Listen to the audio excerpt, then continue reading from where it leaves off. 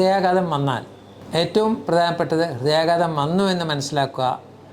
ലക്ഷണങ്ങൾ പറഞ്ഞ പോലെ നെഞ്ചുവേദനയോ ക്ഷീണമോ പെട്ടെന്നുള്ള ക്ഷീണമോ വിയർപ്പോ അമിതമായ വിയർപ്പോ അല്ലെങ്കിൽ നടക്കുമ്പോഴുള്ള കിതപ്പ് ഇത് പെട്ടെന്ന് അനുഭവപ്പെടുകയാണെങ്കിൽ ഹൃദയാഘാതത്തിൻ്റെ ലക്ഷണമാണോ എന്ന് പരിശോധിക്കേണ്ടത് ആവശ്യമാണ്.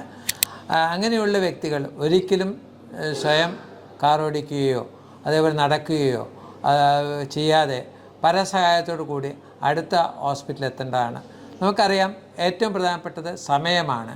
സമയം നഷ്ടപ്പെടുത്താതെ ഹൃദയാഘാതമാണെങ്കിൽ നമുക്ക് ചെയ്യേണ്ടത് ടെസ്റ്റുകൾ ചെയ്ത് ECG, എക്കോ, ബ്ലഡ് ടെസ്റ്റ്, ട്രോപ്പോൺ ഇതെല്ലാം ചെയ്തതിന് ശേഷം രക്തക്കൊഴൽ തടസ്സമുണ്ടെങ്കിൽ, രക്തം കട്ടപിടിച്ച് കിടക്കുന്നുണ്ടെങ്കിൽ ഉടനെ തന്നെ ആൻജിയോപ്ലാസ്റ്റി ചെയ്യേണ്ടതാണ്. ഇത് പ്രൈമറി ആൻജിയോപ്ലാസ്റ്റി എന്ന് പറയുന്നത് ഇത് ലൈഫ് സേവിങ് ആണ്.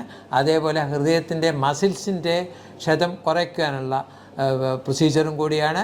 അത് നമുക്ക് ജീവൻ രക്ഷിക്കുക മാത്രമല്ല, നമുക്ക് മുമ്പോട്ടുള്ള ജീവിതം ഒരു പ്രശ്നമുണ്ടാക്കാതെ, പ്രത്യേകിച്ച് എജക്ഷൻ ഫ്രാക്ഷൻ അത് പമ്പിങ് കുറയ്ക്കാതെ മുമ്പോട്ട് പോകാനും ഉപകരിക്കും.